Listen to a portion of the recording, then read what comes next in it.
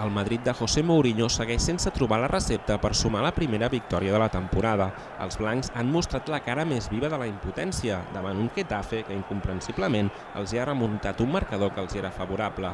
Özil ha fallat un gol cantat, enviant la pilota al travesser en la primera ocasió del partit. Cristiano Ronaldo, per la seva part, també ha tingut la seva, amb un potent xut de falta que el porter local ha sapigut refusar a la perfecció. No ha estat fins al minut 26 quan els blancs s'han avançat, amb un gol d'oportunisme de Gonzalo Higuaín.